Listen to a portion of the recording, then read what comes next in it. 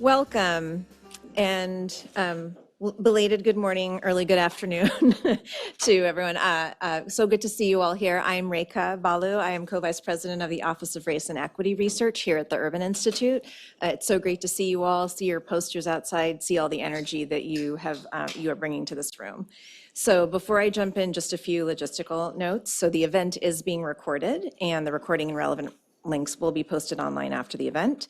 Live captions are available now during the stream, and for virtual participants will be muted. And to ask questions, whether as an in-person or virtual attendee, you can put your questions in the online Q&A box at any time.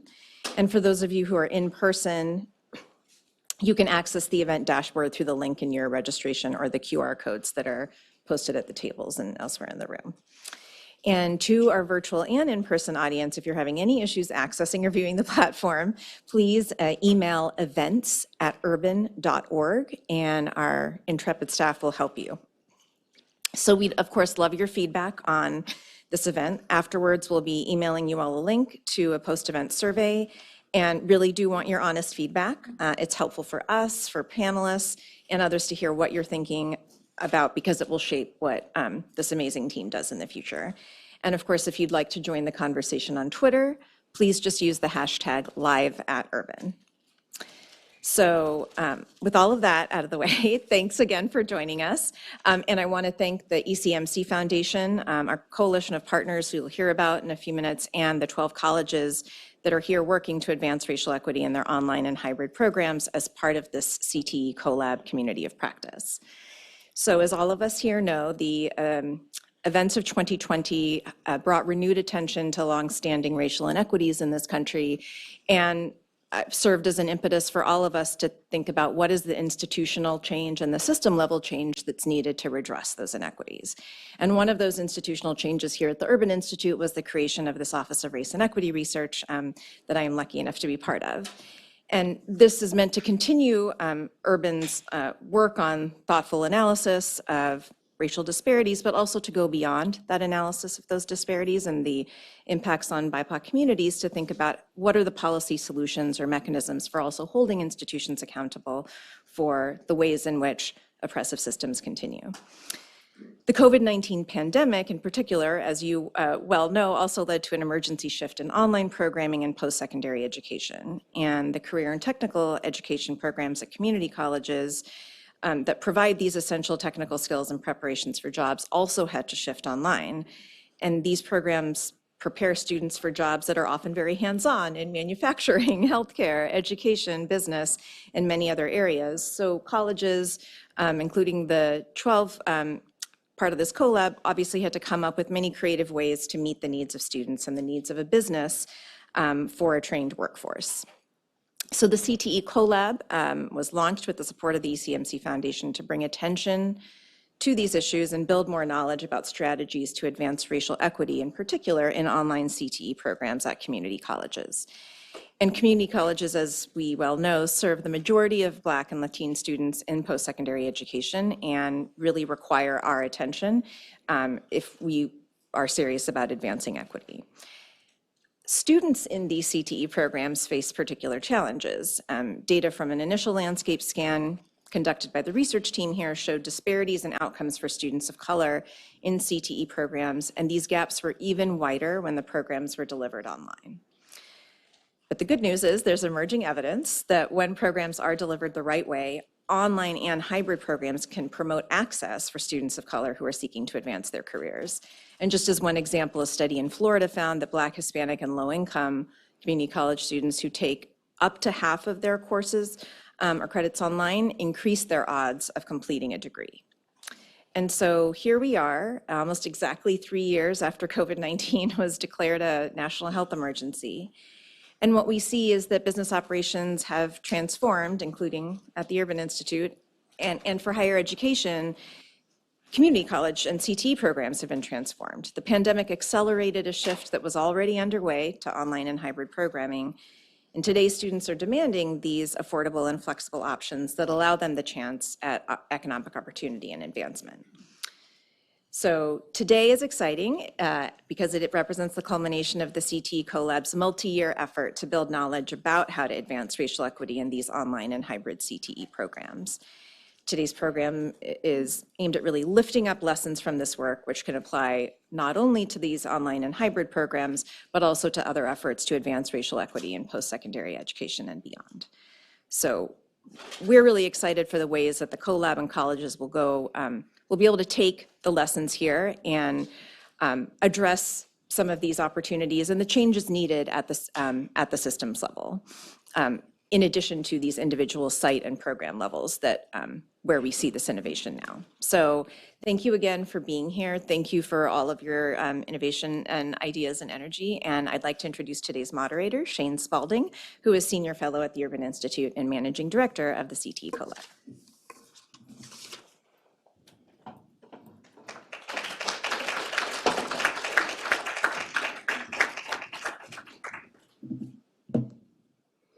Thank you so much, Reka, for that introduction. We are grateful to you and the ORER colleagues at Urban for your support of this effort and other work. Again, I'm Shane Spalding. I'm the Senior Fellow and Managing Director of the CTE CoLab. I'm so excited to welcome you all here today to share insights and lessons from this initiative. During our session, I'm going to first talk through some slides and provide some background on the initiative. Then you'll get to hear from a panel of staff and partners to talk about their reflections and lessons learned. And you'll hear from 4 colleges that participated in the CTE CoLab community of practice. At the end, you'll have a chance to ask questions of our college panelists by submitting questions in the Q&A feature. Now, I'm going to start a context for the great conversation we're about to have today.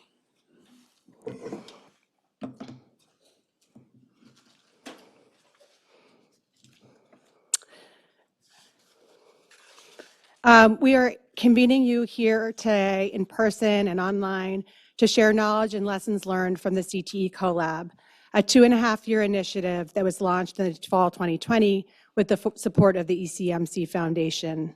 The ECMC Foundation recognized the importance of supporting efforts to advance equity at this particular intersection of online and hybrid career and technical education in community colleges. As Reka said, the effort was started in the midst of the crisis, a crisis that we all experienced, albeit in different ways and to different degrees.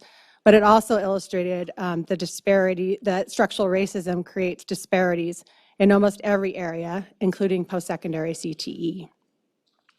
We named it the CTE CoLab because it was about creating a place where we could collaboratively build knowledge.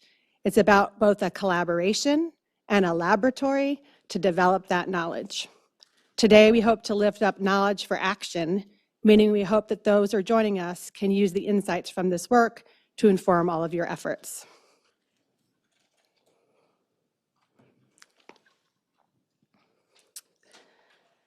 Now I'm going to tell you a little bit about our partners. The CTE CoLab was funded as a coalition. So we started out with 5 national organizations, which grew to 6 organizations supporting the community of practice. And we were there to provide support and add our knowledge, but we were also there to learn. So we were learning alongside the colleges about the strategies needed to advance equity in these programs and institutions. Our partners included World Education, the National Council for Workforce Education, the Instructional Technology Council, the National Coalition of Advanced Technology Centers, Ebony Zamani Gallagher of the University of Pittsburgh, and Claire Minson from Sandra Grace Consulting. Our partners in this effort were also the 12 colleges that are gathered here today and that were part of the community of practice. They were selected through a competitive RFP process to participate in the initiative. They come from across the country and focus on preparing students for a variety of industry sectors and jobs: early child care education, IT, mechanical technology, business, and the public sector. You will get to hear from a few of them today. Now I want to talk about where we started and the motivation for the work. And Reka already touched on some of this. There was this emergency shift to online that happened during the pandemic, and that led many of us to ask, what's going to happen to Black and Brown students during this disruption? What equity gaps need to be examined and addressed for these students?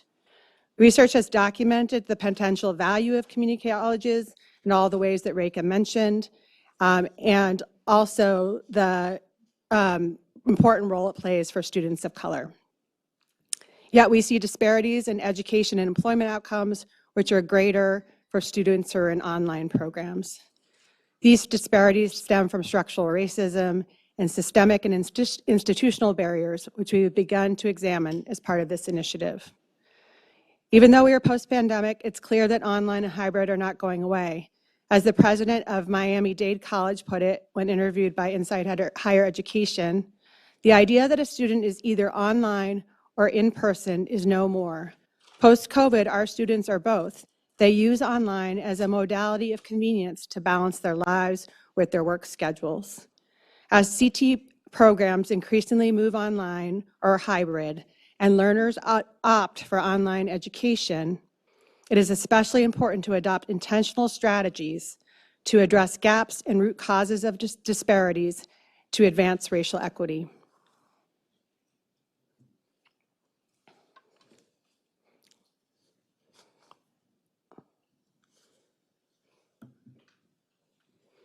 With this in context in mind, we set out to launch the CTE CoLab. This slide shows at a very high level our theory of change. The CTE CoLab Coalition, including the 5, or now 6 national organizations led by the Urban Institute, has been working to support 12 community and technical college CTE programs through a research-informed community of practice. This includes coaching, professional development, peer learning, the development of toolbox of resources for participating colleges and for the field, and research partnership, examining data, instructor survey, and research support. Together, we are building knowledge at the intersection of CTE programs, racial equity, and online and hybrid programs, with the goal, the ultimate goal, of improving education and employment outcomes for students of color. A first step was developing shared understanding of key concepts and ideas, including the fundamental concept of equity. We see race equity as both a process and an outcome. We achieve racial equity when race is no longer a determining factor in one's socioeconomic outcomes, when everyone has what they need to thrive, when those most impacted by structural racial inequalities are involved in the creation and implementation of solutions. We must also engage in a continuous process of eliminating disparities through intentional work to change policies, practices, systems, and structures. In our research, we reviewed the literature and interviewed experts in the field to develop a framework to guide our work. In our research, a theme that emerged is that equity work can happen at different levels: the individual level, the interpersonal level, the institutional level, and the systems level. We adapted this, and our panelists will talk a little bit about this, in the post-secondary CTE context to focus on the online classroom, the program level, and the institutional level. The research also led us to develop 4 equity implementation areas that have guided our work. First, there are a set of overarching practices that sort of run through all the others. And this is about adopting equity consciousness, disaggregating and examining data, and for our project, considering how to even the playing field in online and hybrid learning. The other areas of our framework are student support and engagement, curriculum design and delivery, and pathways to further education and employment. Our panelists will talk more about this. In collaboration with our partners and led by World Education, we developed an equity action planning process beginning from when colleges submitted their initial applications. So that's starting at the left, what you see on the screen. Colleges then revisited their goals. They conducted a self-assessment. They developed an equity action plan, and began implementing their plan. Most recently, they developed a plan for sustainability. Today, we'll get to hear the colleges talk, 4 of the colleges talk about some of the things they worked on in that equity action planning process.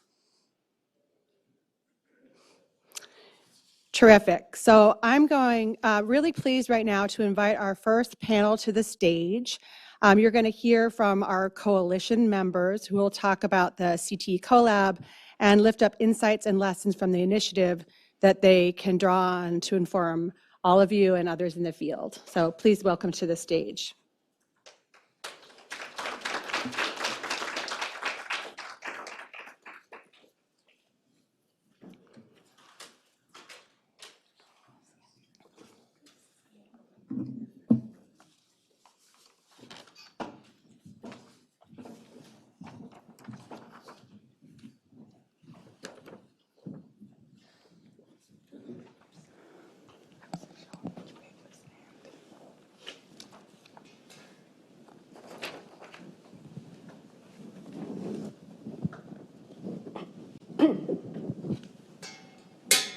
Excuse me.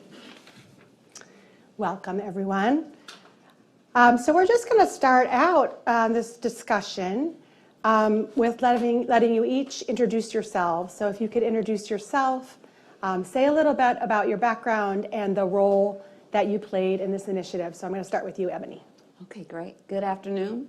Ebony Zamani Gallagher. I'm at the University of Pittsburgh, where I'm Associate Dean for Equity, Justice, and Strategic Partnerships, and began with this work at its onset during my tenure at the Office for Community College Research and Leadership at the University of Illinois as one of the partners, and have since transitioned and are still in partnership at UP.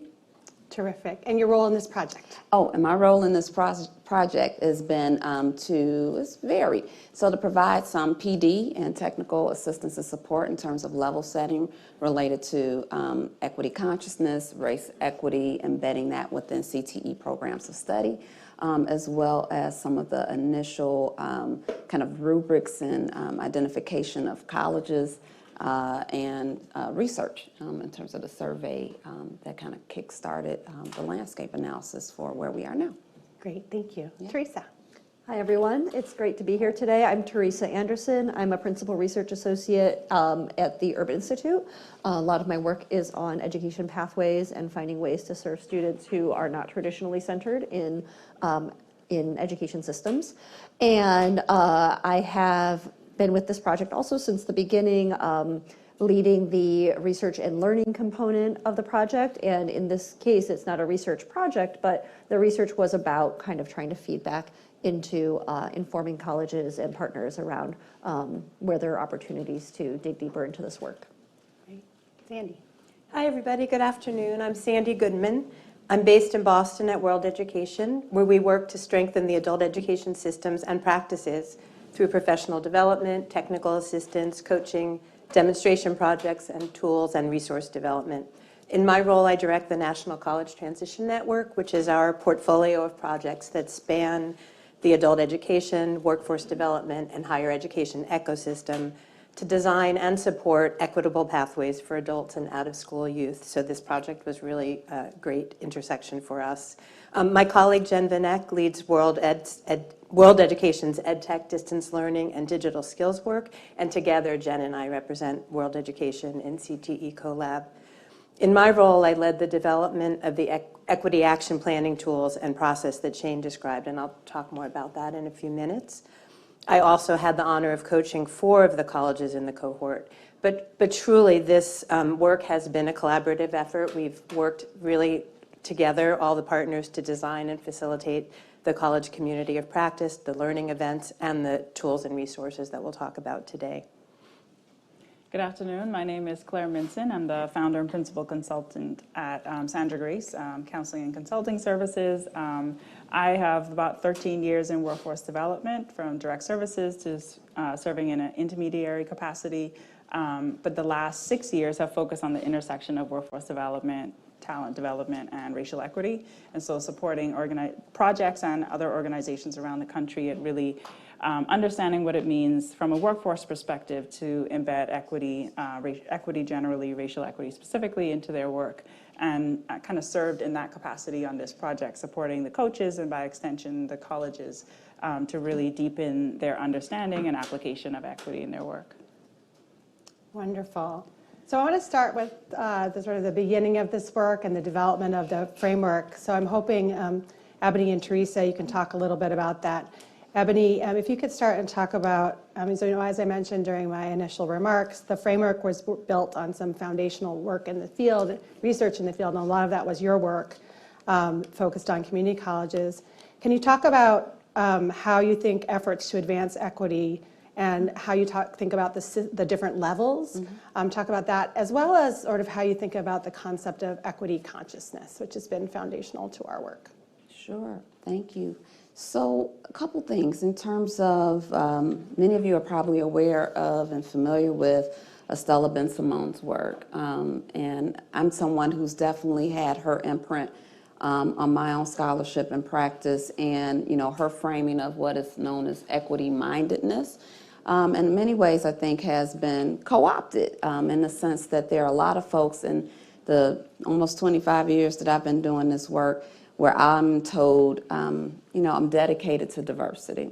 I want to ensure equity, but folk can't face race, right? And so there's a lot of people that are equity-minded, but not necessarily equity action-oriented, and not necessarily racially conscious.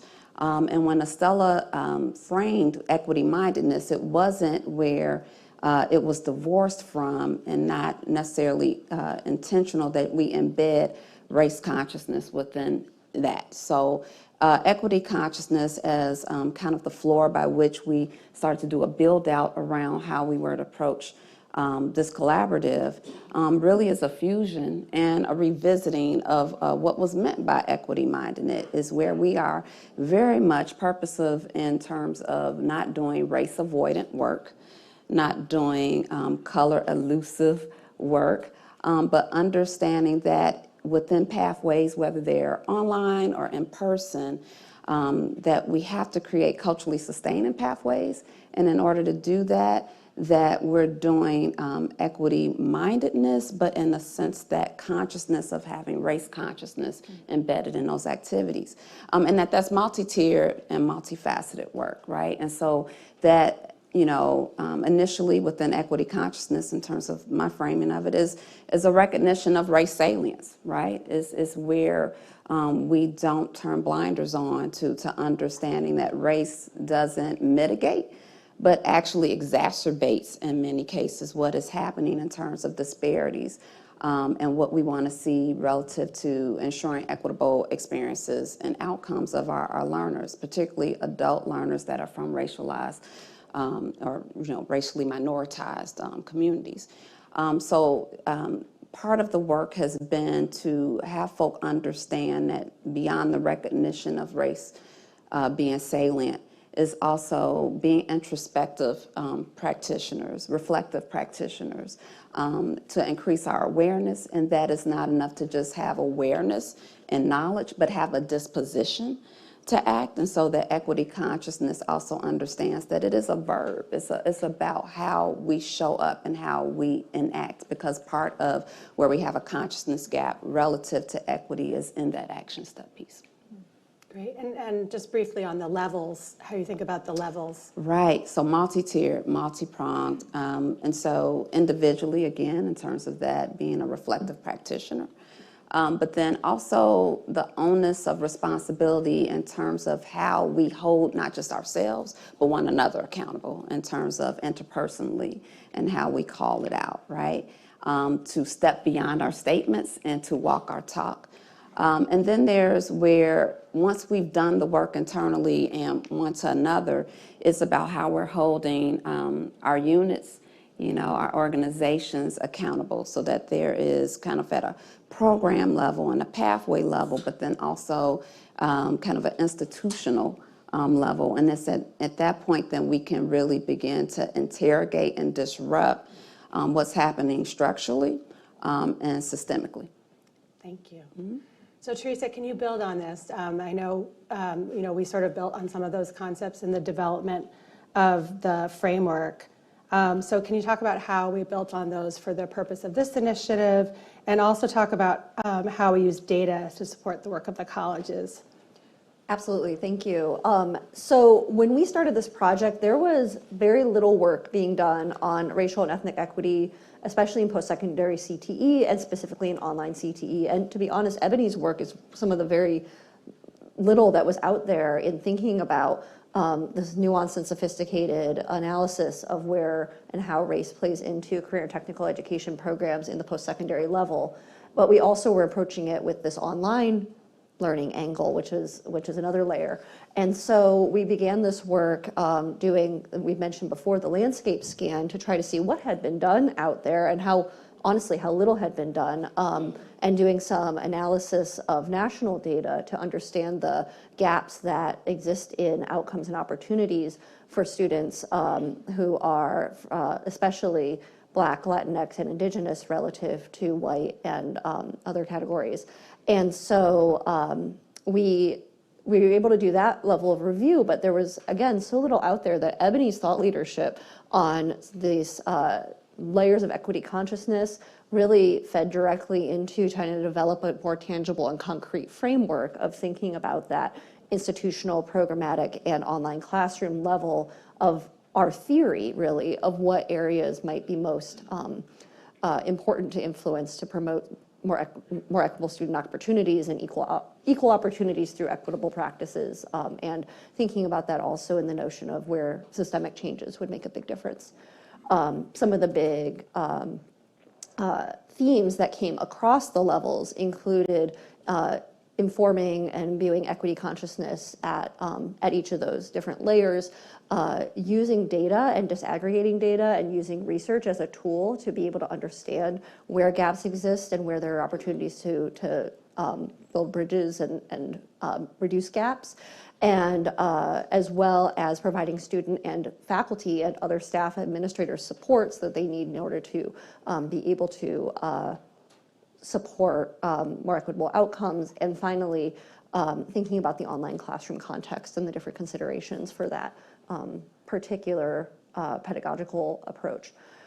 So all of that was formed into this framework, and then for this project, because the grants were at the program level, that's where we oriented a lot of our efforts and focus was program, and then within that, the online classroom, and this really fed into and informed the framework and approach that the coaching team took in kind of developing the equity practices assessment and the equity action planning process. Thank you, Teresa. And do you want to just share, you were leading the research part of this work. You want to share some kind of interesting or striking data insight from the work? Yes. So one thing that to me read as a call to action, though interestingly a lot of folks were unsurprised by this when it was laid out, was when we looked at the national data right at the beginning of this project, we saw striking and consistent differences in the average outcomes within kind of programs, within course performance, within program completion, and within employment outcomes looking 6 years out among students who started at the same types of programs at the same types of institutions in the same year from different racial and ethnic backgrounds. And those differences persisted even when we controlled for their high school GPA and their developmental educational history, where, for example, Black students who started in an online CTE program that was the same one as white students at two-year colleges were 6 years later earning less than half what their white counterparts were making in the labor market. What was striking to us is that when we looked at the student data from the colleges participating in this initiative, these gaps, and we were only looking at course outcomes because of the time trajectory, but these gaps replicate themselves as we see it play out within the colleges, probably colleges across the country. It's not just within this grant opportunity, but that these gaps are real, and they exist at not just on the national level, but once we get down to institutions and programs. Again, I don't think that this is a surprise to many people, but I think, again, it points out where data and research can be a call to action, and that there's a real problem statement there of where we can see change happen. And so a lot of those disparities, has to do with occupational segregation and issues in the labor market. I think part of our work has been, sort of like trying to figure out what's in our control, like what's in our control in terms of where are our levers to be able to affect change to close those gaps. So I want to turn to Sandy and Claire to talk a little bit about the equity action planning process and the support that was provided to the colleges. And so Sandy, I'm hoping you can start and talk about the plans that were developed and how that was structured and any other observations you have. Yeah, excuse me, thank you. So I'll talk a little bit about our overall process and the reasons behind that. So although we really were focused on this project being about action, we wanted to have colleges start first with the process of learning and reflection, and rather than just launch into action, although they were eager to do so. So we wanted to establish kind of some understanding, what do we mean by racial equity? What is our understanding of the equity gaps in your particular program that's been identified for this project? Who is most affected and harmed by those equity gaps? And what is at the root of the situation? How can we understand that situation? We wanted to provide examples of equity-conscious strategies and practices to inform the action planning stage, and also to start to lift up who in your program is already doing this kind of work, perhaps without that equity-minded intention, but that has foundational seeds that you can build on, and how can we build on that in the action plan. So we developed a set of tools and processes, and the teams were made up of program faculty, staff, administrators within that designated CTE program, and sometimes others, with broader roles in the institution. And we encouraged the teams to, work together on all of these projects, not just have the lead kind of take it and run with it, and also really seek additional input. Not everybody could be a member of a really intensive work team, but they could be a part of the learning and contribute to the inquiry and exploration about what are we doing, how do you understand these issues. Additional faculty, staff, student perspective, employer partners or advisory board members, and we encourage the teams to really reach out and get input from all of those other players. Coaching was a pretty big piece of this work. The coaches, each coach was assigned 4 colleges to work with, and we had a partner on the research and learning team from Urban who worked on that with us. And we met really monthly and pretty intensively, and of course part of that work was to just help move the activities forward, to maintain momentum and accountability, but we were also really there to learn together, to build knowledge together, to problem solve in the moment, to share resources, identify tools and resources, additional research or guides that could help the work. And of course we were always listening for topics and challenges across the 12 colleges that could inform our community of practice events and work together. So that's kind of the overall structure. And I just want to make sure I don't forget anything. So we started with just having folks review the application again. This won't be surprising to you that it's typical that the folks who are charged with implementing a project are not the people who wrote the initial proposal or application. Mm-hmm. So there was data, there were challenges identified, there were racial equity gaps and goals for addressing those in the proposals, but we wanted to make sure that the folks who were actually charged with implementing knew what was in that proposal. And not that they had to remain loyal to it, but at least start there and then see what additional information do you need to gather.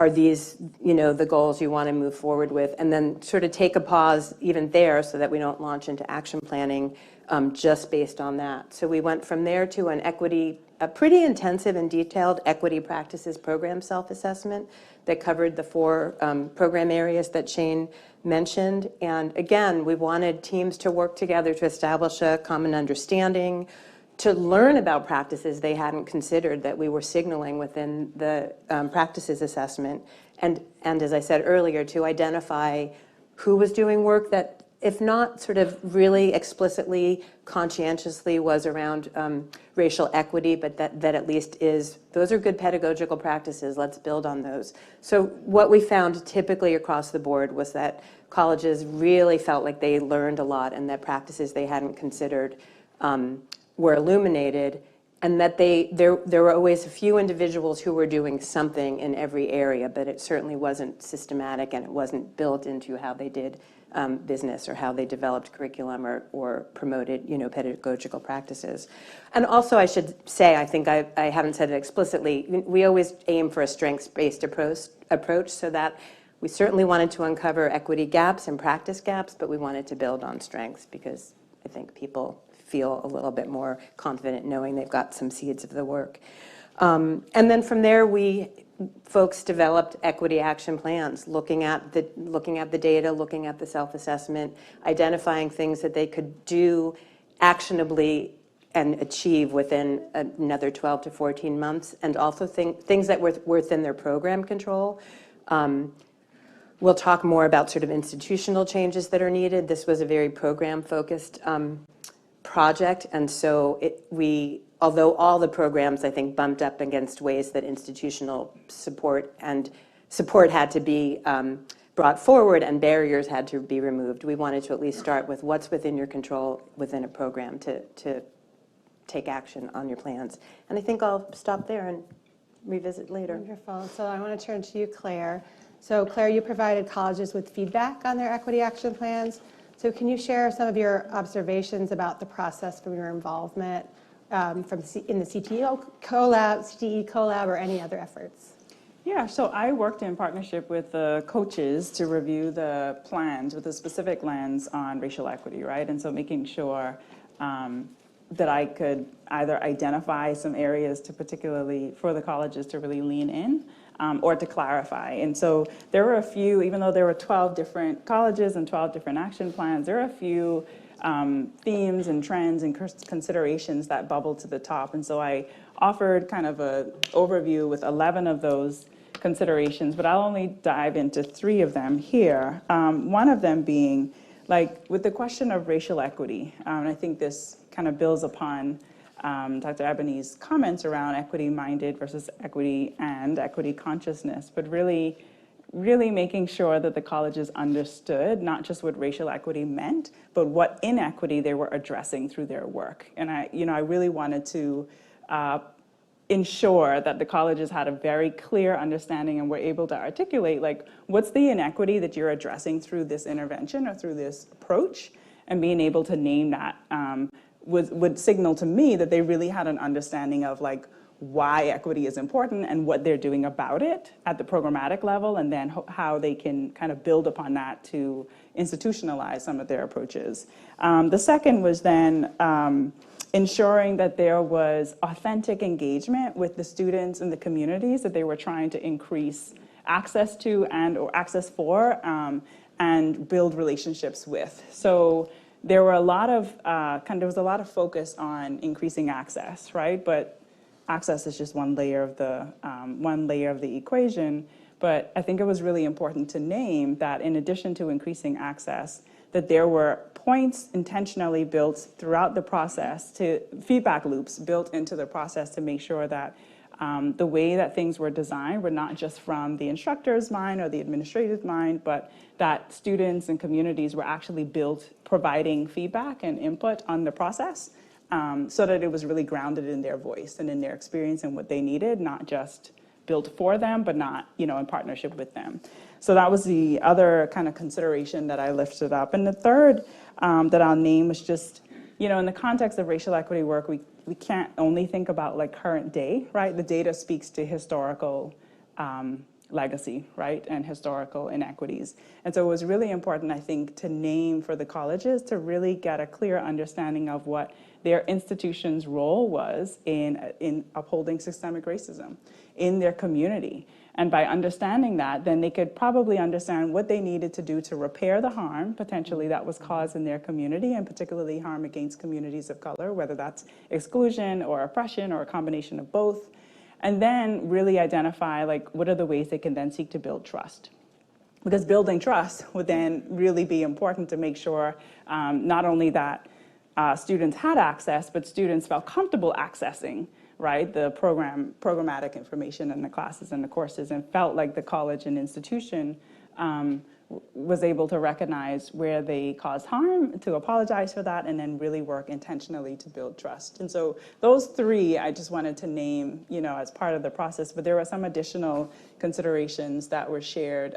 So like, even though there were 12 different colleges and focus area, 12 different kind of action plans, there were some key themes and considerations that, I wanted to offer for the colleges to consider as they did their work, and for the coaches who would be walking alongside them more closely and doing their work. Thank you so much. So now I want to ask a question for all of you. What do you think are some of the lessons learned from this initiative or other related work? And, I just want to reflect on the lessons learned, and feel free to touch on challenges encountered or any unpromising strategies that were uncovered. Am I first? Yeah. I remember that now. I mean, one, this will be obvious, but it is worth saying. The work is really difficult. It's really complex. Practitioners need time. They need resources. They need an institutional commitment and support to develop actionable and sustainable strategies. So, and to really be able to see those through over time. And of course, the context is ever shifting, and people come and go, and institutional and state priorities shift, and to quote Chris Tabari, the work sustainability means consistency, and to be able to have that, there just has to be a really strong commitment and resources behind that, and time. I also want to say that this builds really on Dr. Ebony's work too. We can't assume that the people who came forward with really good intention, have a common understanding of what the issues are. I mean, I feel like, really burdened by liberal colorblindedness, and we sort of those of us who were raised to think, we shouldn't see race, that's being discriminatory, really had to struggle against that. Wait, we're naming race, we're naming racism, we're saying, I see you students of different racial groups, and I recognize you and want to embrace your race and who you are, and understand that better and incorporate that into my work. So that, I feel like, we just needed more time to establish that kind of understanding and foundation, and not assume, even with the best intentions, that folks were comfortable with that. And also, I think, and Claire, I think you contributed a lot to this, always asking the question, diversity is an important thing to have faculty and employers and advisory board members who reflect our students, but diversity alone doesn't lead to racial equity, and it was hard to move sometimes from diversity to let's really look at racism and racial equity and who's doing that work and how to do it. So those are some key lessons for me. Great. If I could, go ahead. if I could build on this this element about the faculty, because in higher education, faculty are really the face of the institution for students, and that's where students have the most direct experience with college. And the things that happen in classrooms or virtual classroom spaces are mostly what are going to characterize, especially a CTE student's experience in college. We're not talking about residential students who are having this whole liberal arts, movie time college experience. We're talking about students who are in school to get skills so that they can move forward in their careers, and that they're in there for the class content. And so the faculty are so critical in being able to do this work. And so I guess it was sort of a lesson, and also something we were exploring, was around just how can we help support faculty and also get them on board with this work. We, as part of the learning activities, ran a faculty survey at each of the institutions in 2 rounds, so once in the first fall and once a year later. And in that, we heard a lot about the concerns and constraints that faculty face, both in recognizing what the role is of race in, say, a machining class, but also even for those who recognize the importance of this work. Many faculty are adjunct, many are not paid for professional development, have limited time and resources, and even if they aren't adjunct and are full-time, they still have piles of work to go through, and can't always be reaching out and building relationships with every student, and trying to figure out how to make both the space and to appropriately and equitably compensate faculty for that work, and especially in a way where it's not falling mostly on the faculty of color to be holding water on these discussions and actions around equity. I'll say just one last thing on that I think was an interesting finding from those surveys, which is that we haven't published the second round findings yet, but generally, in that year, we didn't see a lot of movement. And I think that there's countervailing reasons for that. One is that you have faculty turnover. The second is that there's these limited constraints. But also, I think, as to Sandy's point, as people are understanding more the nuances and complexities of racial issues, they may realize that they're a little bit less knowledgeable than they thought they were, and that there's more work to be done than they thought at the beginning. And so in some ways, their own self-rated comfort and confidence may go down as they realize how complex the work is. Other reflections, lessons learned from this initiative? Yeah, and I think to that point, from where I sat, I felt like it was really important to make sure that the coaches had support. And so like the coaches have a particular subject matter expertise that they were offering to the colleges and knowledge about and understanding of equity, but that wasn't necessarily their day-to-day thinking. And so it really, for me as a consultant, usually coming in on projects like this, so having particular and specific support for the coaches, in addition to so that they can more, I think, effectively work with the colleges, specifically related to equity concerns, racial equity needs that surface during their conversations. And so that was a learning from here that actually applied to other projects. And what does it look like to offer a set of standard questions that coaches can ask related to specific equity needs or concerns or challenges that were surfacing in the work. That felt like a huge takeaway, just making sure that coaches had the support, right, that they needed related to equity, so that then the colleges could get, particularly in my role, I wasn't as closely connected to the colleges as the coaches were, and so making sure that that additional layer of support was there.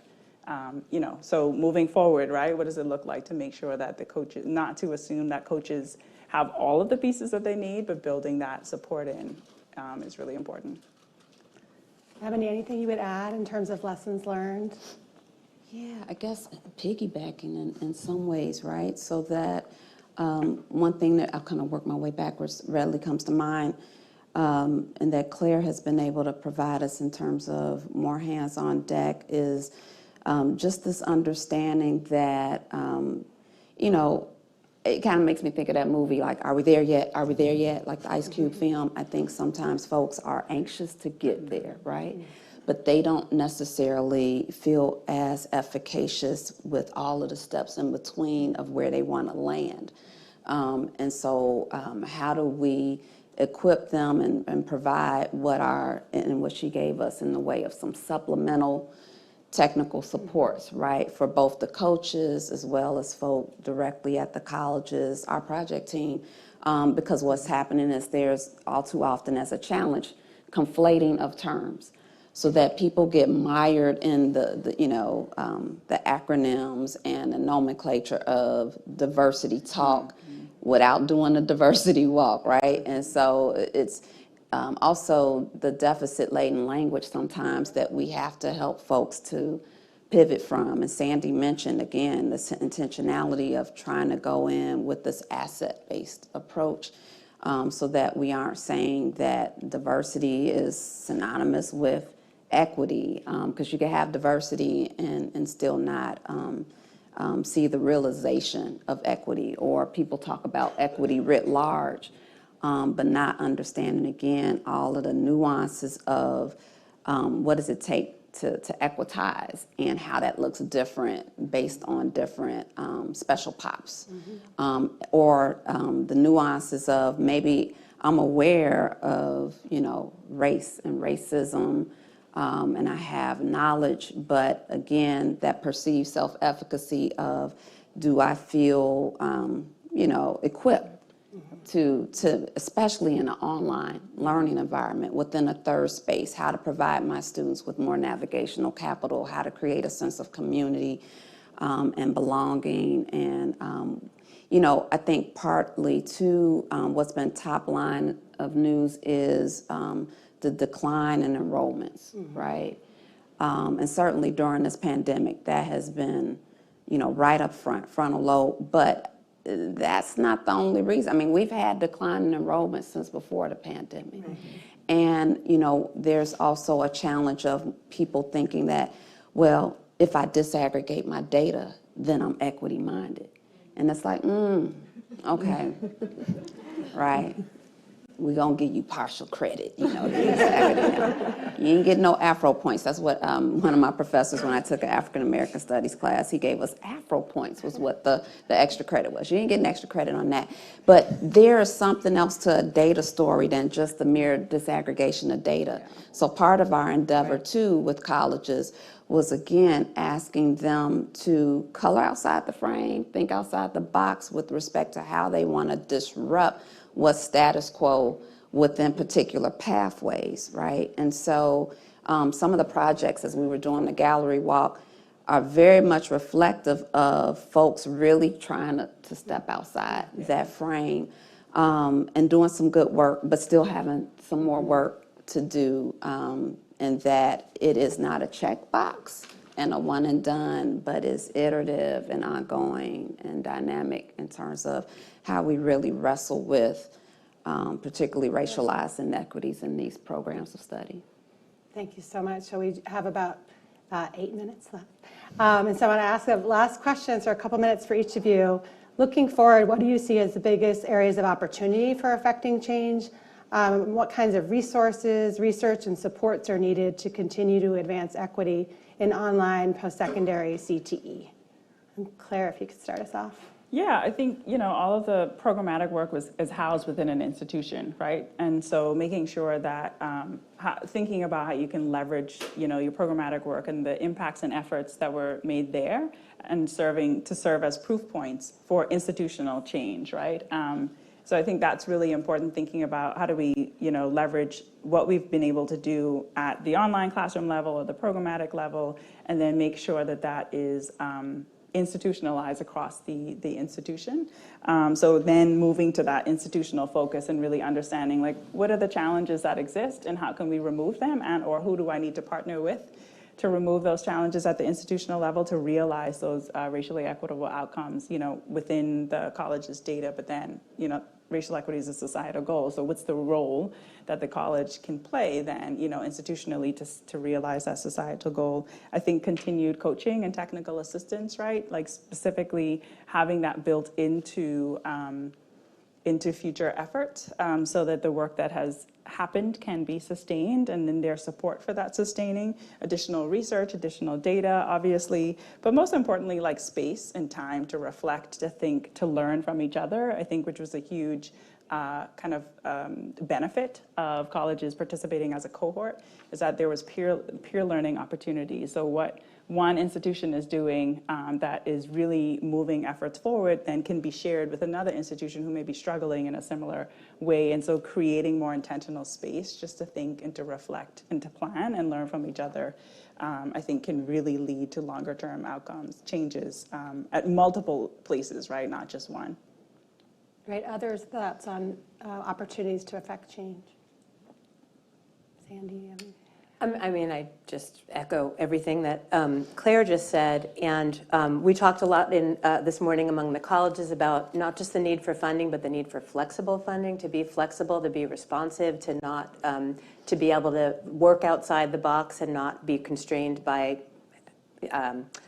funding parameters around use of funds when there's a good case to be made. We talked also about faculty who aren't coming along and for whom professional development, even the best professional development, may not bring them along, and how to think about also and thinking about institutional structures, but really putting naming that racial equity practices and pedagogy and commitment to that work are part of a hiring process and part of an interviewing process. And it's big, but it's also doable to sort of start to talk that way if institutions aren't already not just putting in the question, but really thinking critically about what that means in hiring, so that when there are opportunities to replace intransigent faculty, we're ready for that. So that's just one thing I would add, and also just not to lose the momentum. I think we all know we've been in a moment that could be a fad or a sustained commitment to racial justice, and whether it stays or goes kind of in the public thinking, we have to sustain it no matter what. But that's an opportunity to just keep pushing the work. Have any other thoughts on areas of opportunity to affect change in terms of resources, research, supports? Right, and where I'm at in terms of, and I'm, digesting and over here like a crock pot while on summer while colleagues are going. But where my head is around the policy realm right now. And I think one of the tension spots, especially as we're talking about how to problematize this for career tech ed, and especially like, for Perkins administrators that might be in a room, is it's almost like, anybody familiar with Indiana, they're known for their roundabouts. It's almost like you need a roundabout in this day and age, because honestly, if we're looking at, kind of CTE in terms of policy legislation, Perkins, it names, it's a anything but race kind of perspective, right, and framing. So foster, youth or youth in care, incarcerated, displaced workers, veterans, women in welding, men in nursing, but everything but race. And so there has to be this deliberateness and a roundabout almost based on how it is framed. So short of that becoming more race conscious in terms of the policy and the legislation, and then that again ties to the funding that we've been talking about, then I think it's less trippy in terms of what the opportunities are for having broader impacts, for broadening participation, for trying to have more equitable experiences and outcomes for our particularly adult learners of color. But I guess one of the other things I'll just real quickly say is that as folk think about partnerships, that's an opportunity. Yeah. How do we bring our industry partners and employers along in terms of race equity goals for creating more mobility for our learners in terms of incremental credentialing pathways and stackability in areas that go into high skill, high demand, high wage, gainful employment, family sustaining, but also multiple on and off ramps so that you can, because life's happening, right? And when it does, if you have to stop out, that we can readily, get you, back on a pathway, ensure you're learning, right? And that you stay the course. And so that there's that further education for educational as well as the economic mobility. So I think that's one of the things. And then to, some earlier points, there's no going back to just that traditional, right? And so that we have to think through pedagogically how to be more culturally responsive, how to have more culturally relevant materials in the classroom, whether it's OER or open education resources, because students sometimes, they're not wanting a book per se in the physical sense, or they have some restrictions in terms of financial, in terms of what we use in our resources. So I think all of those are opportunities with which we could think through how to create more equitable outcomes. Thank you. Teresa, I'm going to give you the last word. Great, thank you so much. All of these have been great comments. I have very briefly kind of 4 thoughts, because I always have multiple thoughts on things. But, and some of these touch on things mentioned before. But one is that it would be a shame if this was a isolated grant effort where we did all this work to put together an equity action plan and to start to make progress and get people on board, and then the funding ends and it just drops. So the first thing is like taking these equity action plans and finding a way, funding, we've talked about other things, a way to push it forward.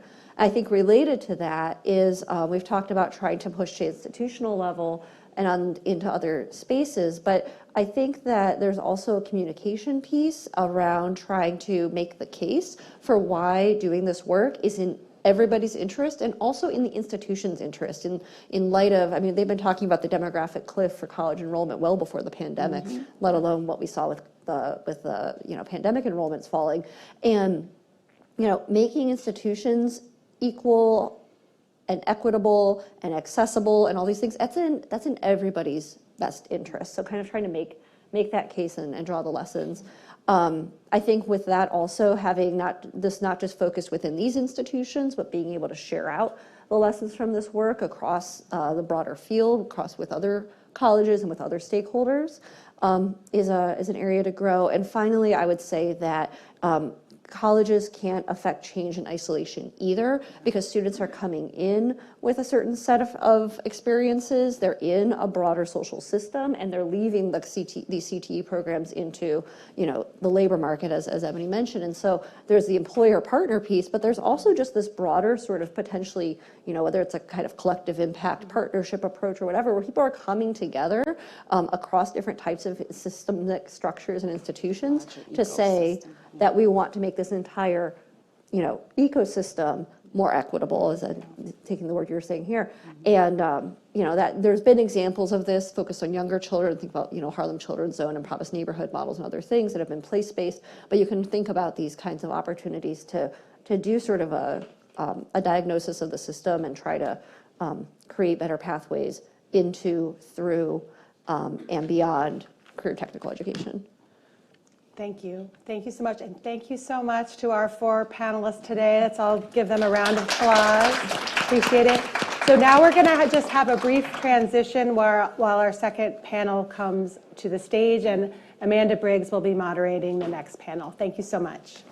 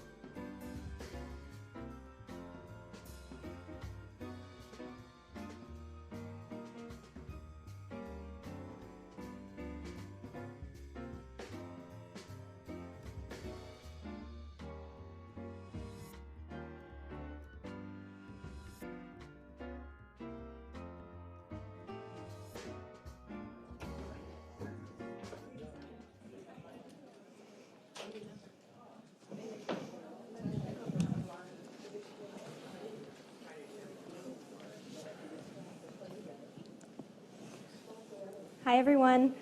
I'm Amanda Briggs, Deputy Director for the CTE CoLab Initiative and a Senior Research Associate at the Urban Institute. I'm glad to be here with you today, along with our esteemed college panelists, to hear from them about their programs and their reflections on their participation in the CoLab Initiative. At the end of the session, there will be time for a few audience questions, so please continue submitting those throughout the session. To get started, I'm going to introduce each of our panelists before we kick off the discussion. First up, we have Akilah Easter, Dean of Urban Agriculture at Olive Harvey College. Akilah is a tenured assistant professor with the City Colleges of Chicago. She has assisted with the development of the Applied Cannabis Studies curriculum pathway, authoring a number of courses, including the Cannabis Field Practicum. She continues to develop the curriculum with emerging pathways in urban agriculture and agriculture technology, providing unique educational opportunities for the students served at Olive Harvey College. We're also pleased to have Kevin Harris with us today. Kevin is an instructor in the Information Technology Software Developer Program at Chippewa Valley Technical College. He holds a Master of Science in Curriculum and Instruction from the University of Wisconsin-Madison, focused on games and learning. His work prior to becoming an instructor includes developing games for learning, online instructional tools, and 3D modeling software. Next up is Ann Kingsley, Faculty Distance Education Coordinator and Professor of English at Diablo Valley College. Dr. Kingsley is an English professor and Distance Education Coordinator for Diablo Valley College, where she focuses on digital literacy, digital equity, and high-quality online course design. Her teaching career began over 20 years ago in New York City, where she worked with formerly incarcerated and justice-impacted youth by supporting literacy training through GED classes. This teaching experience solidified her commitment to empowering student voices. And finally, we have Dr. Scott Lucas, Vice President of Aviation, Manufacturing, and Institutional Effectiveness, joining us from WSU Tech. Dr. Lucas has been with WSU Tech since 2003. He spent 10 years in institutional research, along with 8 years as the director, and has been an academic vice president since 2015, guiding many of WSU Tech's career and technical education initiatives. In addition to academics, he oversees operation and institutional effectiveness and research. So to get started, I'm going to ask everyone to share a little bit about your program, what motivated you to do this work, and the strategies that you've adopted to improve equitable outcomes for students of color. And Akila, we'll start with you. Thank you, Amanda, and hello, everybody. Our program is the Cannabis Studies Pathway. It's branched under our Urban Agriculture Department, so we always emphasize that cannabis is a plant. I know there's a lot of stigma associated with it. So within the program, we have 2 basic certificates, an advanced certificate, and one of the first AAS degrees in cannabis studies in Illinois, which was recently approved by our state board. So that gives students the opportunity, particularly with our program called Still I Rise, the students who have cannabis convictions, they are allowed to participate in our program, completely compensated, and they get wraparound services, monthly stipends, transportation, childcare. So it's a complete wraparound program to support our students. The uniqueness with our program is that because our students do have cannabis convictions, in Illinois we have one of the highest rates of cannabis convictions, even higher than the national average. We're at like 7.5 times versus 4 times the national average. So my college is located on the south side of Chicago, where we have an 87% African American population, and that's what our program reflects as well. And the uniqueness of our program as well is that the majority of our program are African American males, while we understand in higher education, probably predominantly a high rate of African American females. So with that opportunity, we're giving our males that have been directly impacted by the war on drugs, one, to understand why they were convicted for a plant.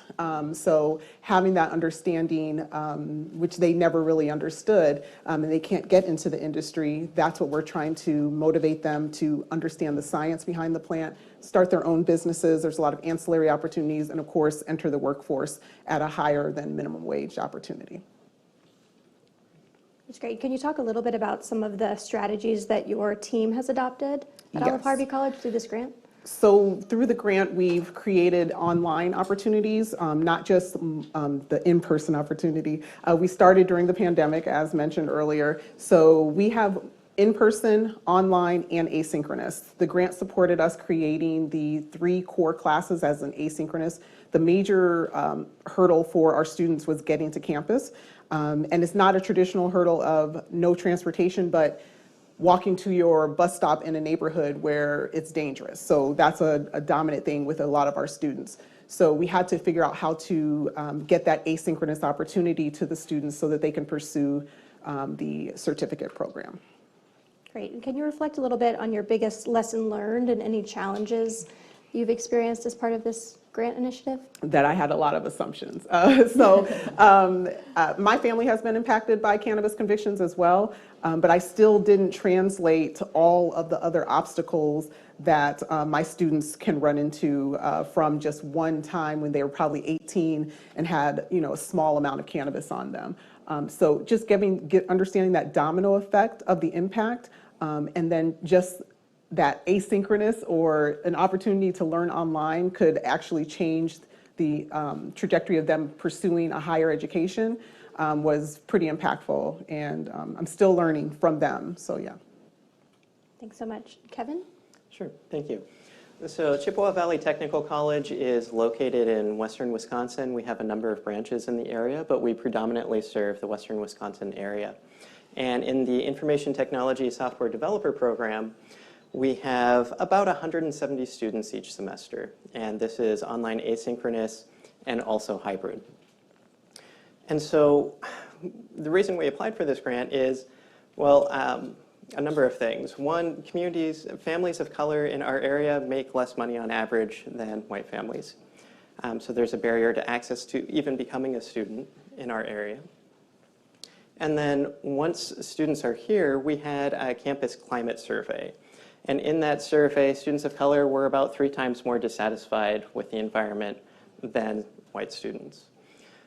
And so we also, as an online asynchronous program, had challenges of creating community, a sense of belonging, establishing a support network. So when either academic or life circumstances occurred, people would be able to continue in the program. And so we really tried to take a 2-pronged attack with the help of this grant. So the first thing we tried to do was to lower barriers to access. And we did that by some great work from one of my colleagues, Kyle Lowenhagen, who negotiated with a local computer company to get discounts for students in our program. And while that was great, that was able to be expanded to our entire college. And so that's helping people get some of the tools they need for our program, which is more technically demanding than a lot of other programs. And we also started to advertise low-cost internet solutions as well. And not just keep it in the college, but also give it to our advisors, to our high school academies, out into the community, so that people who might have been self-selecting out of the program even before we were aware of them have options to pursue a software development career. And then once students were here, we were working to support them, to listen to them, and then respond and direct them to where they need to go. And so what I mean by that is, as an online asynchronous program, a lot of students just wouldn't talk with faculty, not to mention other students. And so we started to do things like incorporate contact assignments where students could join student hours or have a video meeting with their faculty instructor to receive some extra credit. And that works well, but it doesn't hit all of our students because many students have, they're working full-time, they might be working 3rd shift or something similar. And so we also incorporated activities like email contact, so at least that initial barrier to communication has been reduced. And these have been relatively successful. Another barrier that we wanted to lower was also digital literacy skills. And so in our introductory course, instead of having sort of a remedial program where students who came in felt ashamed or like they somehow were inadequate to join this program, we normalized it by having all of our students go through these basic digital literacy skills. And it has really helped the students who come in and haven't used a computer significantly before. And even our students who would self-identify as being highly technical users also are learning things about their computer that they hadn't been aware of before. So as for listening to students, what we tried to do is not just listen to students so that we can help future students, but help our current students as well. And so instead of having just an academic exit ticket at the end of every module in some of our classes, where students would report what they learned or what they're still confused about, we asked them, hey, what were you stressed about? Were you stressed this week? Was it because of this class or other classes or personal obligations? How many people do you feel comfortable talking with in this class about the class? And just asking these questions has been very eye-opening for our faculty doing this. Because previously we would have students who just disappeared and we wouldn't know what happened to them. Here, we still have that problem, but now we can see students who are reporting that they're incredibly stressed due to personal circumstances. And when they explain what they learned, everything's going fine, it's all great, no other comments. We can reach out to those students and say, hey, what's going on? And we can direct them to emergency funds if they're having problems paying the rent that month. We can direct them to counseling services if they've recently had a death in the family and that's really affecting them. And so being able to be a bit more proactive has helped us to connect with these students, and it's been really helpful. It's great. And any challenges or biggest lesson learned you want to share? Absolutely. And communication is so important. And it also turns out that communicating with people and building relationships takes time, right? And so when we're doing these weekly surveys among our students, that's asking the instructor of the course to communicate with each individual student on a regular basis. And so scaling that to other courses has been a challenge because it's not directly content related. And some faculty are feeling like they already have too much on their plate. And so we're trying to find ways that we can streamline this process, make the burden less onerous on our faculty, but also retain the benefits and help build that community that we really need our students to have. Thank you. Anne? Yeah, I'm from Diablo Valley College, and we focused on our digital media program, which is part of a media studies department. And it's also connected to our film, television editing program as well. So there's lots of little things it's connected to. But as a program, it enrolls, at the beginning of this project, it was enrolling about 673. And now we're at about 823. So in a time when our enrollments at our college are dropping, we in this program are seeing enrollments increasing. What we are aware of is that in this program, which is serving students to go get certificates and degrees in media, design, web user experience, game, animation, and we have a new kind of virtual production degree in motion. And these are all jobs that can really lend to a student achieving a high earning income. And we wanted to make a commitment to diversifying and making sure that we were supporting the students entering into our program, because what we could see in our data is that we weren't doing that. We could see our equity gaps and that our African American students in particular, but also our Hispanic, Latinx, and Filipino student populations, we were not supporting them in a way that they had equitable outcomes to our white and Asian students. And we wanted to understand what was happening and what could we do to change that so that students from our program could be successful and go into these fields and also help diversify those fields in the Bay Area. So some of the things that we started with is recognizing that we didn't really have a starting point for equity. So we did look at our data, disaggregated it, but also reached out to students through a student survey through the program and got a lot of results. The students wanted to tell us how they felt we were doing or not doing. And some of the things we asked them on is like what they felt were their barriers to success, but also like what were things that maybe an instructor or the program did that made them feel successful. So we wanted to capture both so we could address the barriers, but also increase or maximize the things that made them feel successful. We also wanted to see like what made them feel connected to our program so that we could retain, work on our retention and again, with an eye towards how can we increase those success rates overall. And through that, we were able to take some of those things that we heard from the students and then start that action planning that I think the last panel really made clear was like the whole point of this, like how do you start actually changing now?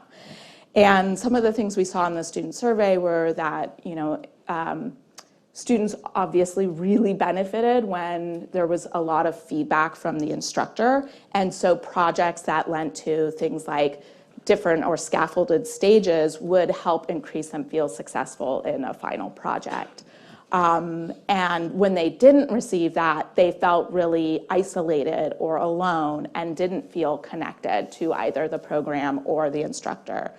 Similarly, we found that like students who received flexibility from the instructor, because this program serves a wide range of students in terms of age and demographic, life experience, working, and so forth. So students who felt that they received flexibility felt like that was something that really empowered them, or even the ability to ask for that flexibility.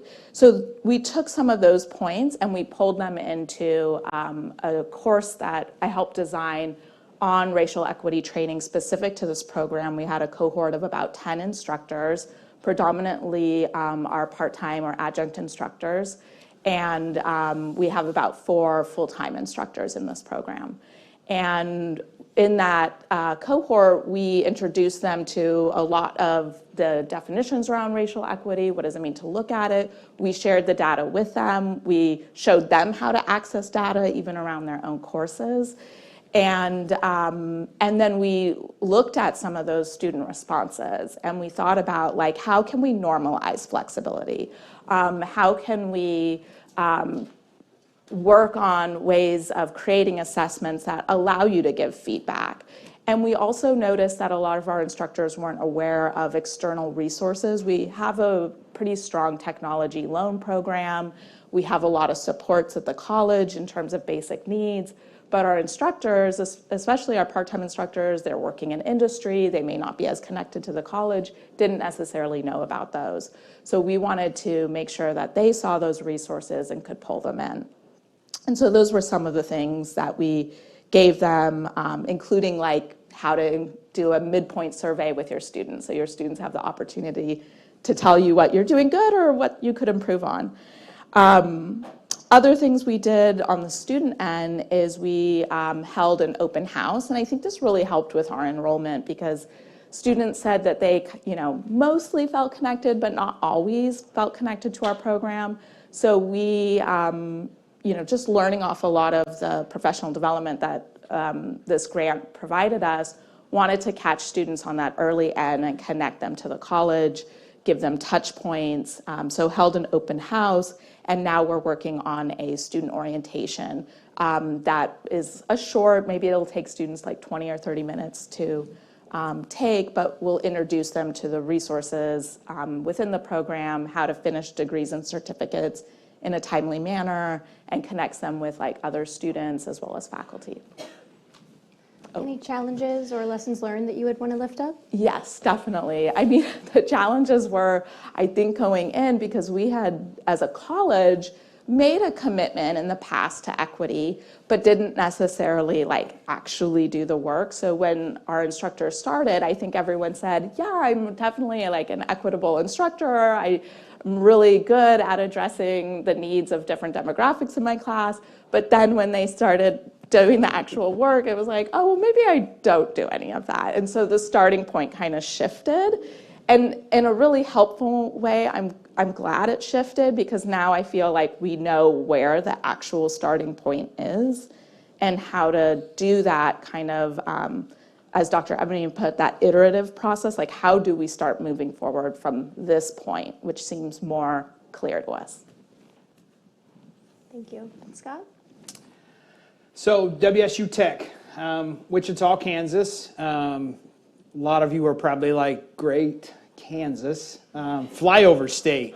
Well, that's exactly right, the flying part. Wichita is the aviation capital of the world.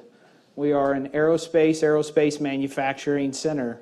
Per capita, number 3 in manufacturing jobs in the United States.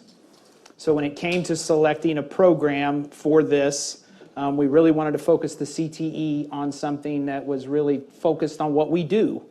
And so we had used a Department of Labor TACT grant to change a lot of our aviation and manufacturing jobs to more hybridized programming, and our machining technology was one of those. And so we focused on our machining technology, and this was prior to the pandemic, that to become a hybridized program. However, you can imagine it's hard to be a machinist completely online. So there's still, face-to-face components, working on those machines, learning those machines still requires the face-to-face component, but it had been completely hybridized. Every single one of our class is done either in an online or hybridized setting. And so the pandemic made a little bit more hybridization to those courses, but definitely that was the onus of selecting that program.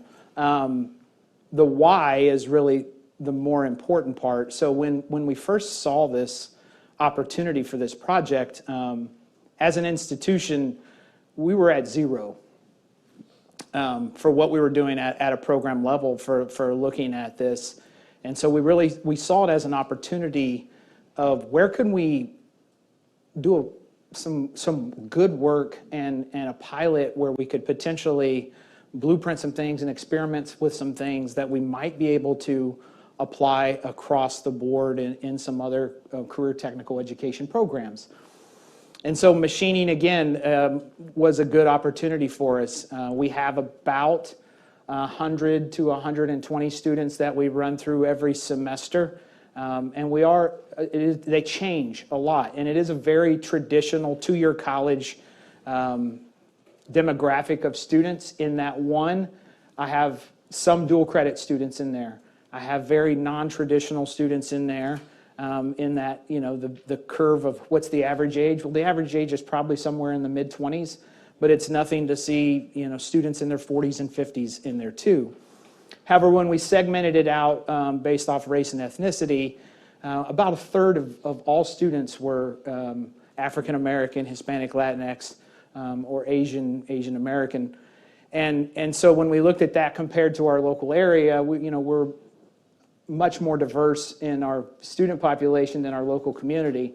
And when we looked at that compared to what manufacturing looked like in Wichita, we were much more diverse.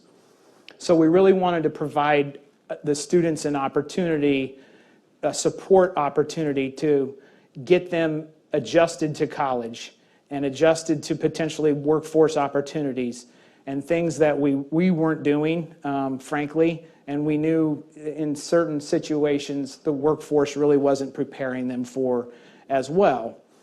And so we developed 5 strategies and ultimately kind of narrowed that down to 4.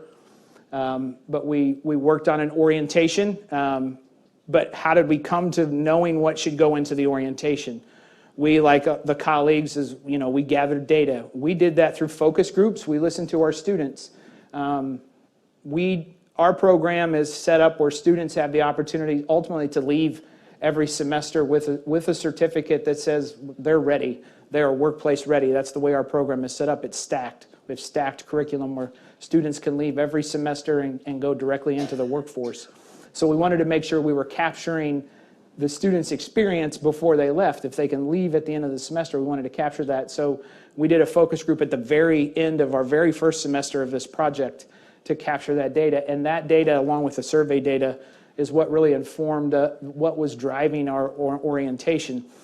And I won't forget, one of the first student comments was, on our first couple of days of class, we didn't even know what these machines were, and there wasn't even a walkthrough of our lab. That's a problem, so little things like that. But then it was also talking about the structures of college, the struggles that some of the students were going through with college, of just knowing where resources were and opening up, here are the opportunities with resources. And we just take it for granted of, yeah, that's what financial aid does, or that's what advisors do, and making those connections that wants to pass through from those groups to academics, that there is this connection that we continue to have happen. And then it's the connection to industry of setting those expectations of, these are kind of what industry expects of you, and how can we continue to do that?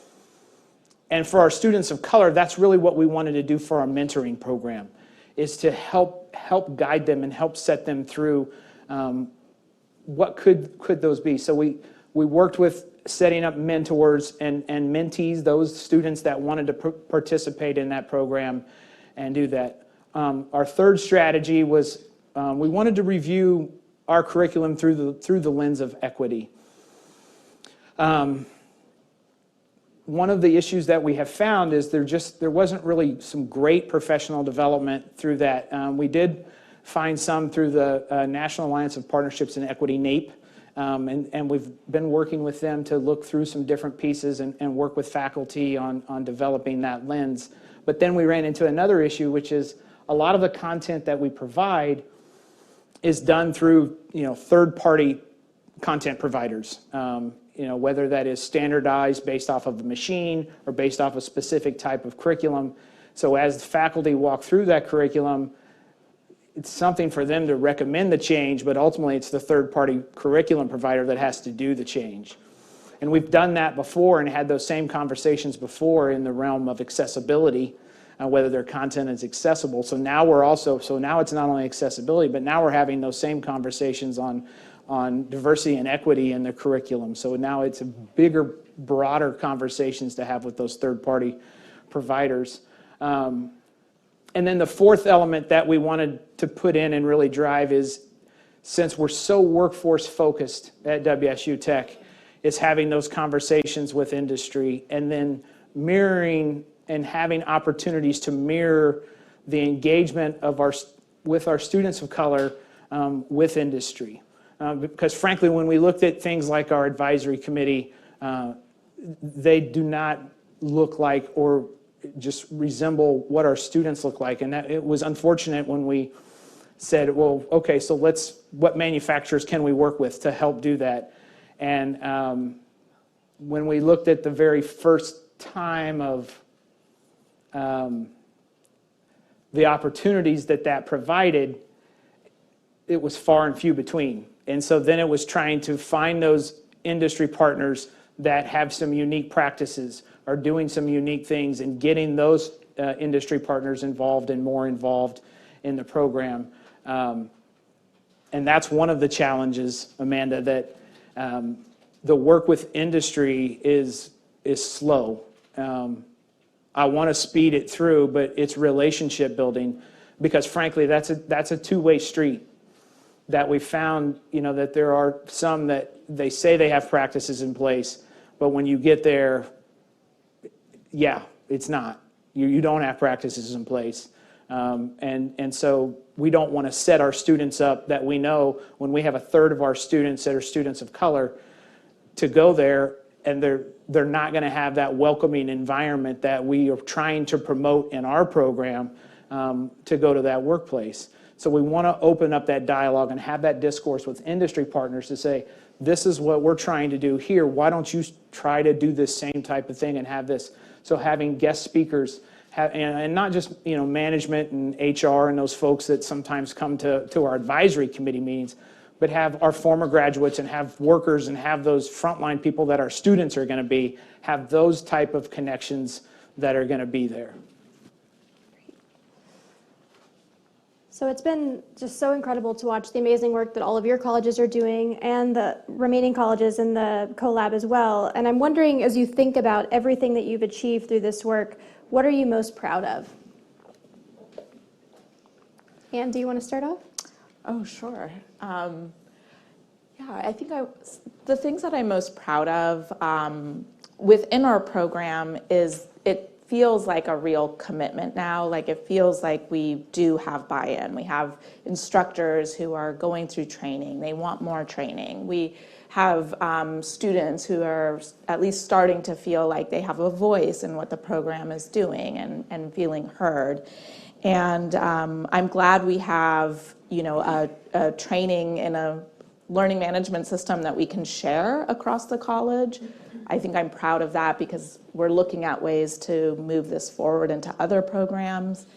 We're an institution that enjoys sharing work too with other institutions, and same thing with our orientation. It's something that we can replicate and bring into other programs or share across our wider district or across the different colleges that we've met here. That said too, I'm also really proud of just like being able to participate in something where we get to talk and learn from each other. And I think bringing that back to our college has made me really proud because it's not something we often say. Like California community college is an enormous system and our district is enormous, and we can really start just like looking at ourselves like this. And I think this makes us feel like there's a bigger conversation, and being able to participate in it has made me really proud. Akila? There's a couple things. I think the most proud is that our program has been a standard across the state of Illinois. So we've gotten what's called a state designation, which means people have to come to us to kind of get to implement cannabis programs. Another one of the top things is that our students, so our cohorts were very small. We were very intentional with that with our Still I Rise program. So of our 41 students that started, we had the highest retention in the college, and it was higher than national standards as well. We also had the higher GPA than the college, but I don't brag about that around the college because then my colleagues will get upset. But we had the highest. So we showed that those wraparound services would allow for the success of our students. And then we've even had students continue on. So our program is stackable, but they weren't satisfied with just getting the basic certificate. They want to get the AAS degree. So we have students who are, I say they kick it in the office all the time. They come up to the office, they have embedded themselves into the college. They stay on campus to participate in other activities. So they're getting a true college experience, not just getting a certificate in a sense, just in and out. So that's the things that I'm proud of, that they want to continue on with understanding the science and things such as that. Sure. So I want to build a little bit on what Anne was saying, and I'm really proud of the network that we've been starting to develop as a result of this. And so not just networking between faculty, between people in our departments, but also networking with our students and actually getting that feedback on a more real-time basis where we can actually do something with them. And the student response has been very positive, with students saying things like, I feel like I actually belong in this class and you care about me as a person. And that's not the kind of thing that we were able to capture or listen to previously. And then just being able to talk with other people with the same goals has been an amazing opportunity.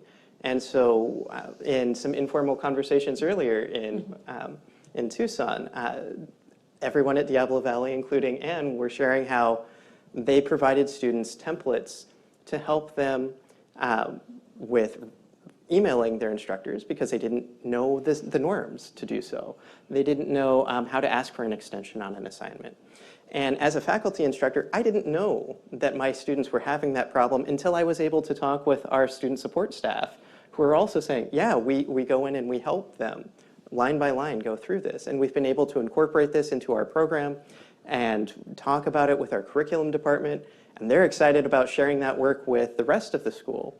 And so really creating this sort of thick network has been really helpful. And that's really what I'm most proud of. And I'd like to see students become even more ingrained in that network as well. Scott? I think piggybacking on that is it's building the culture of the institution. And it had to start somewhere. Again, we started at zero. And having this as the pilot in one program and the movement and this project required work from all of the team, and we all had day jobs. So, we didn't have a specific PI that was paid to just focus on this. We all had day jobs. So doing the work that we were doing for this project, but the focus and the intent and the work that we did, whether it was me or Crystal Aluko, who is our DEI director at WSU Tech, did a lot of work, but then that translates to all the other work that she's doing across the college, and it provides other resources that she can apply in other departments and in other projects.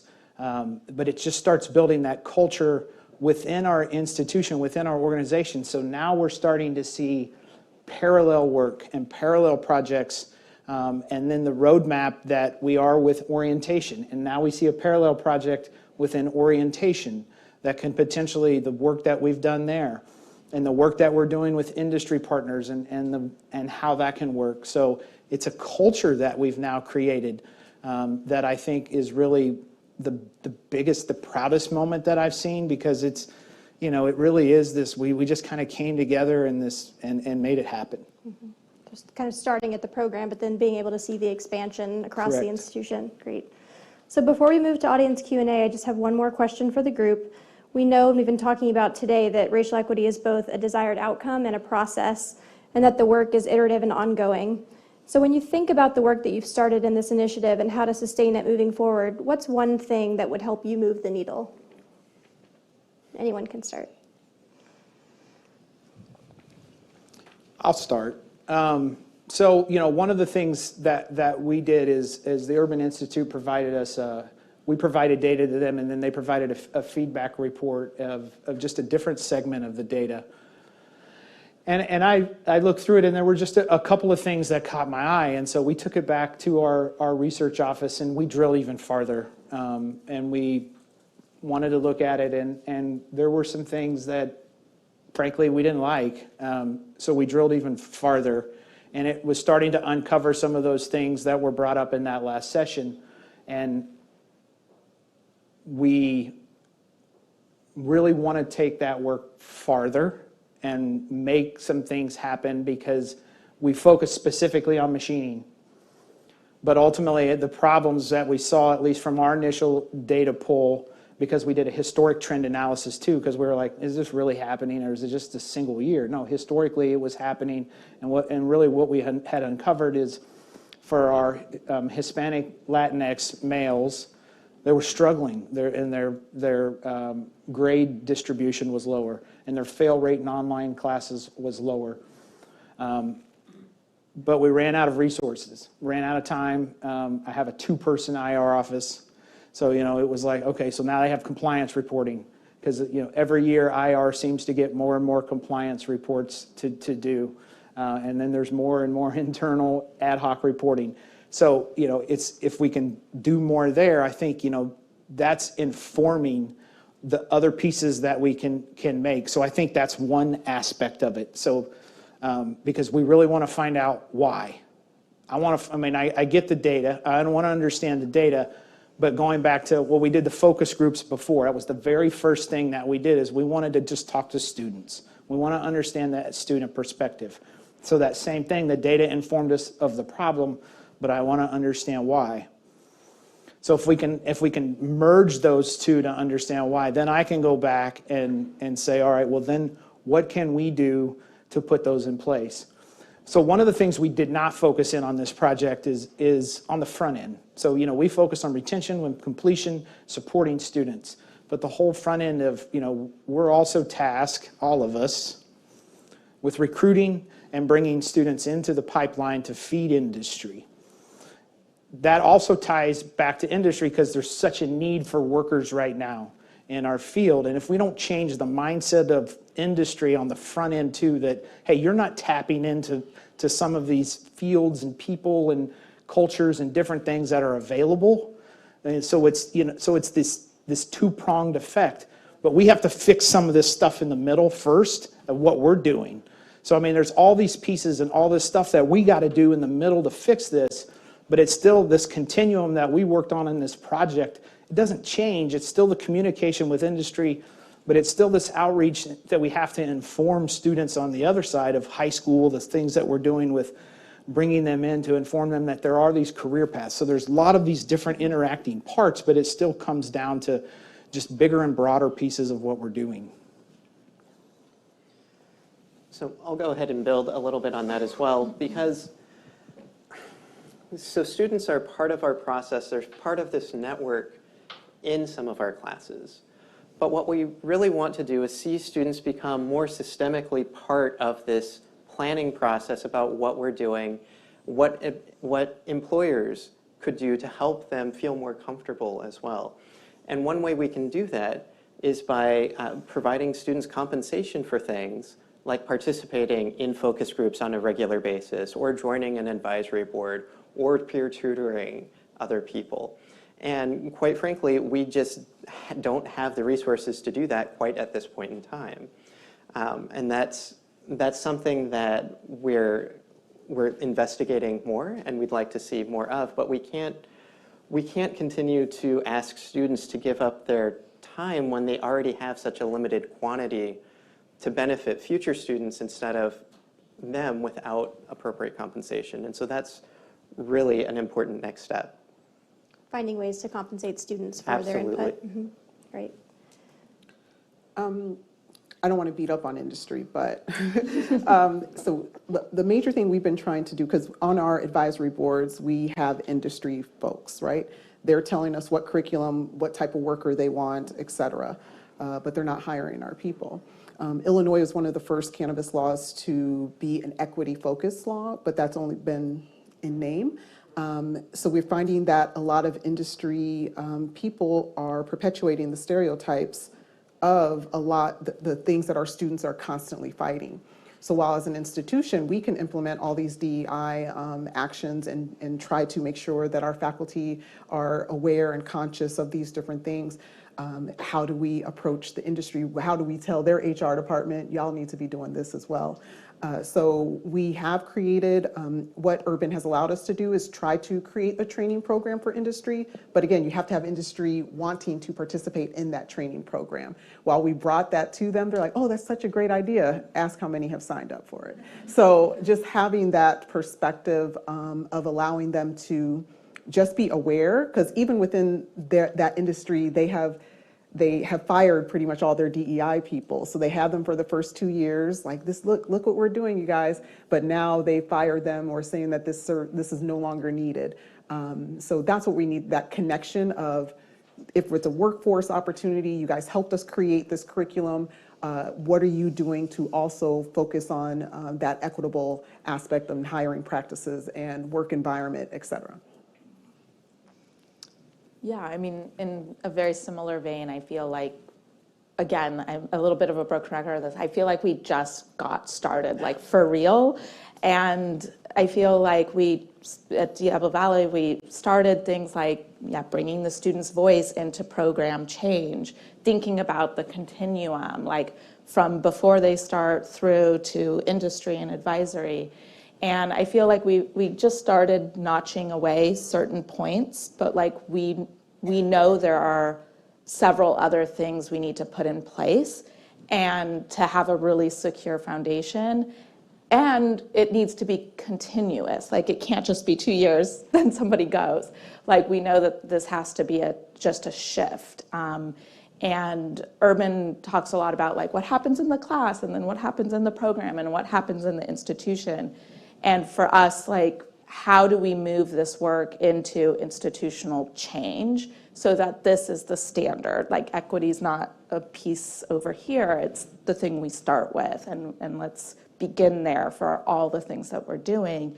And that takes a lot, especially as we look to how do we scale some of the stuff that's working, how do we address what didn't work, what do we know we need now, and then, who knows what happens in the next few years, what events will create mass change, but can we be better prepared to navigate them by understanding what we did now? So those are the things. Great.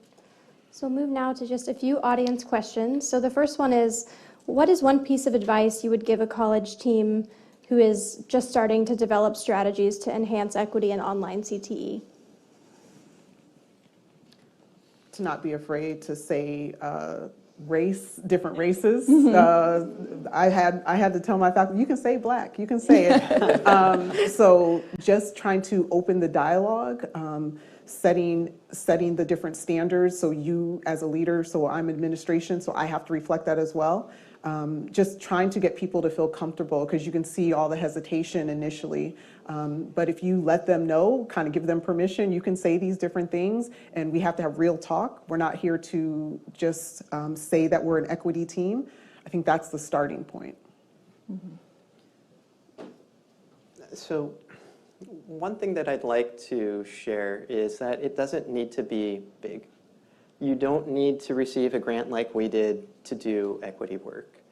What you need to do is listen to your students, right? And everyone have people at your college with the word student in their title. And something really important is for that person to frequently be talking with students and sharing that information with other people. Even within our within a class level, if you're interested in doing equity work and you feel like you're the sole person, you can make changes, and that will have a big effect. Reaching out to other people, forming a network with people you meet here or people at similar conferences online. Everyone has great ideas. You're not alone. We're all going through this as well. So don't be afraid. Listen to people. Just so we have time to touch on a few of the other questions, I want to build off that. Kevin, I know at Chippewa Valley, your student services staff member was on the committee, the planning team for this grant. So one of the questions that we received was, how do you create buy-in for this work at different levels of your college? And to what extent were the strategies that you implemented engaging other faculty, personnel, administrators? So I think one of the most effective ways to get buy-in is going back to what I just said, listening to people, but sharing student stories. So having the student support specialist say, this is the problem that our students have. Let me share you the story of this person has been really beneficial. At our in-service recently, our college had an equity focus, and we shared the stories of people who many people were not familiar with. They didn't know what struggles the students were facing. And it's very easy to show a table and say, look, we need to support people in order to increase our workforce. We need to increase the diversity of our advisory board. But it really connects with people when you have those stories, and the support services staff are the people who collect all of these stories. Having Kia on our team was incredibly invaluable, because even though we were at the same college, we don't necessarily have all the time to talk to each other about these issues as well. And the opportunity to do so was incredibly enlightening. Mm-hmm. And I know Anne and Scott, you've both had a lot of focus on kind of cross-institutional change and at least trying to share lessons from this work with other departments. Do you want to talk about that a little bit? Yeah, I mean, one of the ways that we're looking at it right now, we have a research and planning committee, an effectiveness committee, and a lot of the same questions that are coming up in how do we share our student data, how do we share these student stories, is coming up in that committee, has come up in this plan. And this plan was a little kind of snapshot, because it was just for a program, it wasn't the whole college. But sharing out what we did in that snapshot, I think, has been really helpful to say to these larger committees, here's some things we learned, or here's some things we did maybe we wouldn't do again, and here's things that we absolutely love that we did. And I think some of that has helped. I think connections across this, we're working with our professional development committee to share some of what we learned with our training, and those are kind of two ways. Well, I cheated a little bit that I am the administrator. Yeah. So, but ultimately, I mean, it's my vision that helped drive it. But ultimately, I mean, it takes a village to make it happen. I think from a college's standpoint, so we all have strategic plans, and I guarantee every single one of your strategic plans says something about diversity, inclusion, and equity. Now, whether you're doing that or not, something else. So, I mean, here's the action plan, right? Are you going to do something about it? Here are some items that can work. The other thing that we all say we do is, well, we use data for decision making. Do you? And so here's the possibility to say, do you truly dig into your data to ask why? And then go to Kevin's points. Well, do you ask the students too? And those things. And then, the absolute other side, and I love this earlier, do you identify that race, ethnicity specifically in Perkins? Well, Perkins doesn't say so, so you just say non-traditional or whatever. Why not? Why not say it? Why not call it out specifically? You've addressed the problem because it's in your strategic plan. You use data, you ask students. So if you go through that the way we're supposed to, from a planning and budgeting and everything else the way we are supposed to, then it is laid out. I mean, it ultimately is, that's not brain surgery or rocket science. That's the way we tell our accrediting bodies we are doing things. We don't. But ultimately, the roadmap is there. Dig into your data, ask your students, follow your strategic plan, build your budget around that. Call it out. I have a problem with Hispanic males in online courses. We need to do something about it. I need to ask why. Then I need to put some money behind it. Right? Okay. So I just have a few final comments to wrap us up, but I want to give a huge thank you to everyone on the stage here representing our college partners for their openness and willingness to share their lessons learned with us. Thank you.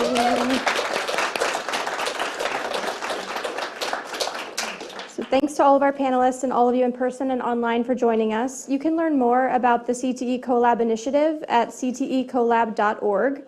Here you'll find a toolbox of evidence-informed resources, including original research, blogs, and videos on topics related to equity and inclusion in online career and technical education.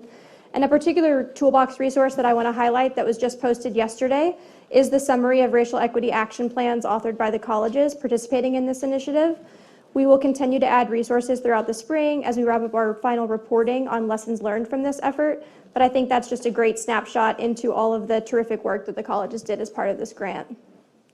As we shared today, the work started under this grant is ongoing, and while the first phase of this initiative is coming to a close, we are actively exploring ways to continue this work and support all of the college's progress toward their equity action goals. We're also exploring ways to continue to build knowledge where current gaps in research exist about effective and intentional strategies and supports for serving students of color and the institutional policy and systems changes that can advance equity. If you'd like to get in touch with us following today's session, we would love to connect with and hear from you at cteccp@urban.org. And finally, a few final housekeeping notes. As our colleague Reka mentioned, everyone attending the event online today will receive a link to complete a short survey to provide your thoughts about the session, and we appreciate your feedback. And this recording of the session will be posted on Urban's website, and the link will be shared with everyone who attended the event online and in person if you'd like to share it on with your colleagues and networks. And so with that, we'll bring this session to a close, and we hope you enjoyed today's event. And thanks again to all of our speakers and everyone who was able to join us today.